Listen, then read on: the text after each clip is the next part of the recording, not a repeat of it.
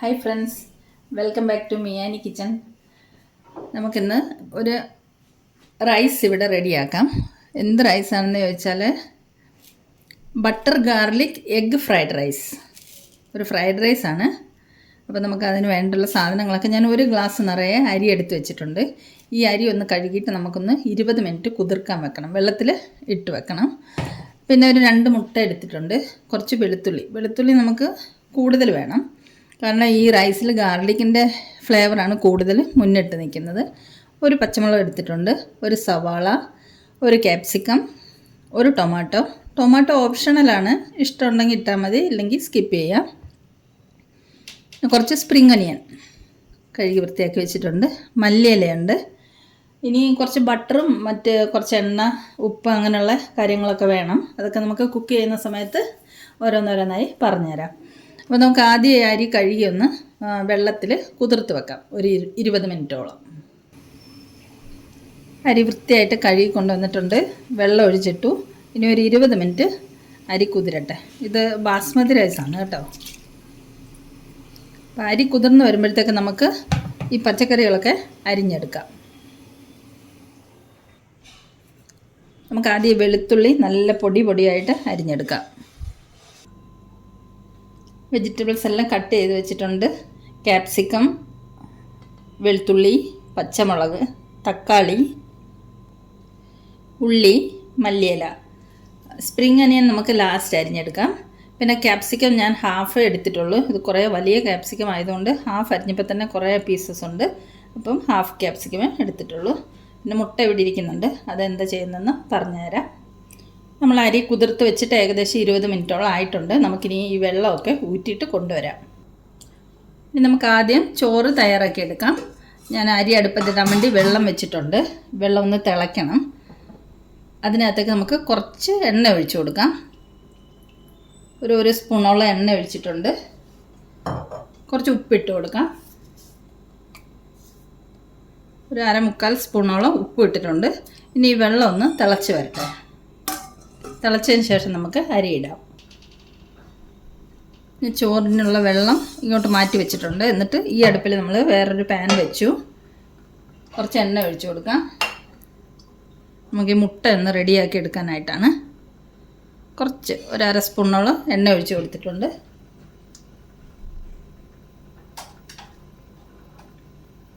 എണ്ണ ഒന്ന് ചൂടായി വരട്ടെ. എണ്ണ ചൂടായിട്ടുണ്ട്. നമുക്കിനി ഈ മുട്ട 2 ഇതിലേക്ക് പൊട്ടിച്ച് ഒഴിച്ചു കൊടുക്കാം.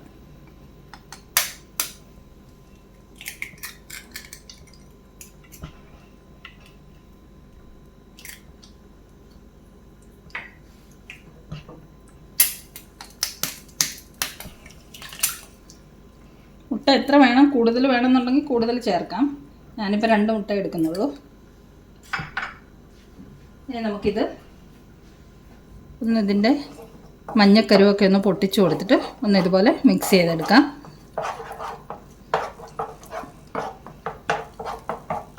നമുക്ക് കുറച്ച് ഉപ്പിട്ട് കൊടുക്കാം ഇതിലേക്ക്. വളരെ കുറച്ച് ഉപ്പിട്ട് കൊടുക്കുന്നുണ്ട്. നമുക്ക് നല്ലതുപോലെ ഇളക്കിയിട്ട് ഇങ്ങനെ ചെറിയ കഷ്ണങ്ങളാക്കിയിട്ട് എടുക്കണം. ഫ്ലെയിം കൂട്ടി വെച്ച് കൊടുക്കാം.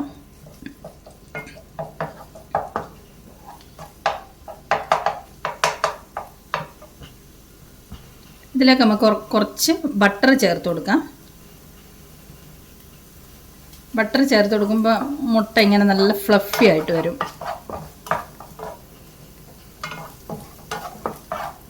ഒരുപാട് അങ്ങ് ഇളക്കി പൊടിച്ചെടുക്കണ്ട. ഇതുപോലെ കുറച്ച് വലിയ കഷ്ണങ്ങളായിട്ട് വേണം കിടക്കാൻ. ഇതൊന്ന് വെന്ത് വരട്ടെ. ഇവിടേക്ക് നമുക്ക് ചോറ് അരിയിടാനുള്ള വെള്ളം തിളച്ചോന്ന് നോക്കാം. വെള്ളം തിളച്ചില്ല, കുറച്ചും കൂടെ തിളയ്ക്കാനുണ്ട്.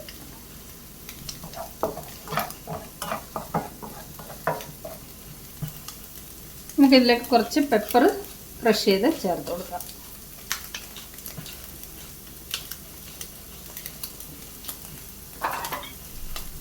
ഇളക്കി മിക്സ് ചെയ്ത് കൊടുക്കുന്നുണ്ട്.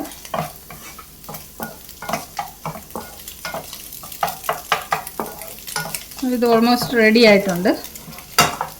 നമുക്കിതിൻ്റെ ഫ്ലെയിം ഓഫ് ചെയ്തിട്ട് ഇതൊരു പാത്രത്തിലേക്ക് കോരി മാറ്റാം.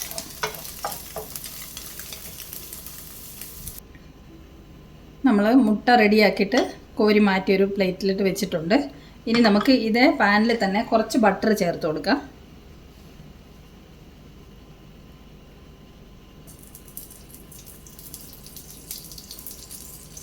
കുറച്ച് എണ്ണയും കൂടെ ഒഴിക്കണം ഇതിലേക്ക്.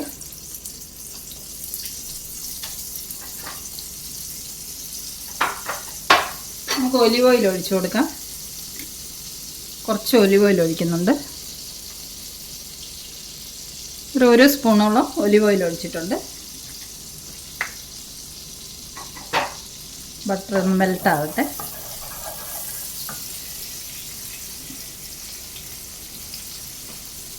നമുക്കിതിലേക്ക് അരിഞ്ഞു വെച്ചിരിക്കുന്ന വെളുത്തുള്ളി ചേർത്ത് കൊടുക്കാം. അതിൻ്റെ കൂടെ തന്നെ പച്ചമുളകും ചേർത്ത് കൊടുക്കാം.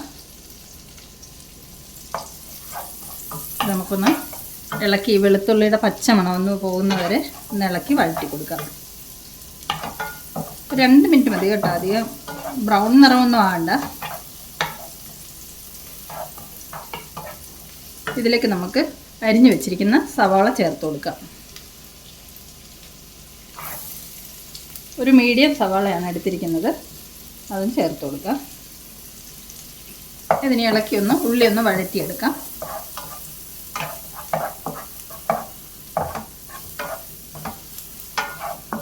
ഉള്ളി ചെറുതായിട്ടൊന്ന് വാടി വരട്ടെ. ഇപ്പോഴത്തേക്ക് നമുക്കിവിടെ വേറൊരു പണിയുണ്ട്. നമ്മുടെ വെള്ളം തിളച്ചിട്ടുണ്ട്, നമുക്ക് അരി ഇട്ട് കൊടുക്കാം.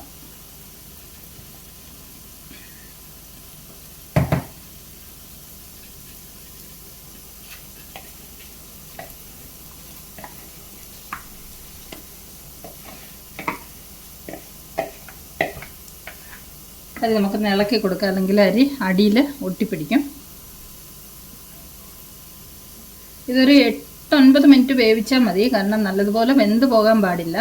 നമുക്ക് ഫ്രൈഡ് റൈസ് തയ്യാറാക്കാനുള്ള ചോറ് എപ്പോഴും റെഡിയാക്കുമ്പോൾ ഒരു 1/4 ഭാഗമേ വേവിക്കാറുള്ളൂ, അല്ലെങ്കിൽ നമ്മൾ ഫ്രൈഡ് റൈസ് കുഴഞ്ഞു പോകും. ചോറ് വേവട്ടെ. അപ്പോഴത്തേക്ക് നമുക്ക് ഈ പച്ചക്കറിയൊക്കെ വഴറ്റിയെടുക്കാം. ഉള്ളി ഒന്ന് വാടി വന്നിട്ടുണ്ട്. ഇതിലേക്ക് നമുക്ക് ക്യാപ്സിക്കം ചേർത്ത് കൊടുക്കാം. അരിഞ്ഞു വെച്ചിരിക്കുന്ന ക്യാപ്സിക്കം ചേർക്കുന്നു.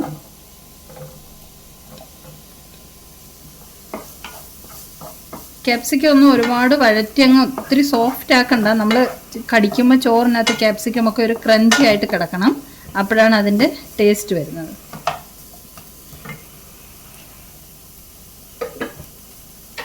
നമുക്കിതിലേക്ക് കുറച്ച് ഉപ്പ് ചേർത്ത് കൊടുക്കാം.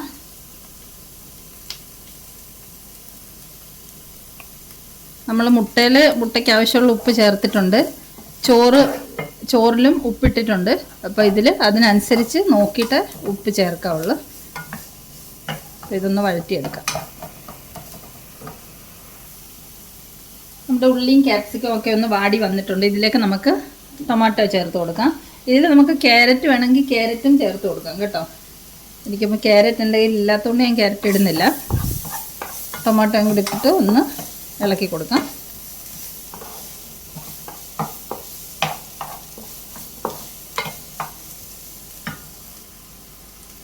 ഈ വെജിറ്റബിളിലേക്ക് നമുക്ക് 2 സ്പൂണ് ഷേസ്വാൻ സോസ് ചേർത്ത് കൊടുക്കാം.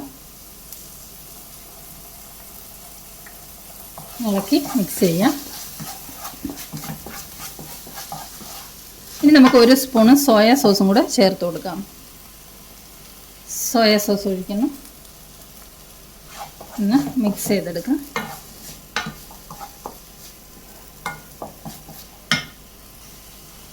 ഇനി നമുക്കിതിലേക്ക് 1 സ്പൂൺ വിനീഗർ ഒഴിച്ചു കൊടുക്കാം. എല്ലാം കൂടെ നല്ലതുപോലെ ഇളക്കി മിക്സ് ചെയ്യാം. അതിനിടയ്ക്ക് നമുക്ക് അരി വെന്തോന്നും കൂടെ നോക്കാം.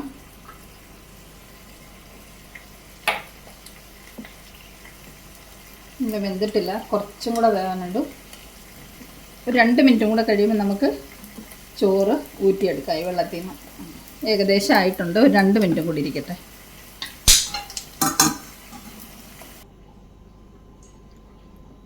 നമ്മുടെ ചോറ് വെന്ത് റെഡി ആയിട്ടുണ്ട്. നമുക്കിനി ഈ വെള്ളം ഊറ്റിക്കളഞ്ഞിട്ട് കൊണ്ടുവരാം.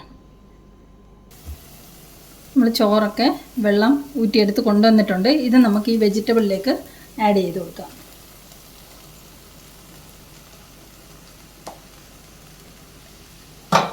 ഇതിന് നല്ലതുപോലെ നമുക്ക് ഇളക്കി മിക്സ് ചെയ്യാം.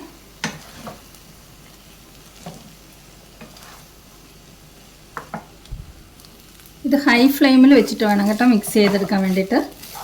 അപ്പോൾ നല്ലതുപോലെ ഫ്രൈ ആയി കിട്ടും ചോറൊക്കെ. ഇത് വെജിറ്റബിൾ എല്ലാം മിക്സ് ആയിട്ടുണ്ട്. ഇനി നമുക്കിതിലേക്ക് മുട്ട ചേർത്ത് കൊടുക്കാം. നമ്മളിവിടെ തയ്യാറാക്കി വെച്ചിരിക്കുന്ന മുട്ട ഇതിലേക്ക് ചേർത്ത് മിക്സ് ചെയ്തെടുക്കാം. നല്ലതുപോലെ ഇളക്കി മിക്സ് ചെയ്യാം.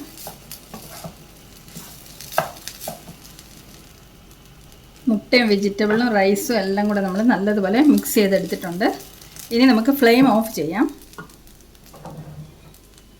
നമ്മൾ സ്പ്രിംഗ് അനിയൻ അരിഞ്ഞ് വെച്ചിട്ടുണ്ട്. അത് ഇതിലേക്ക് ചേർത്ത് കൊടുക്കാം.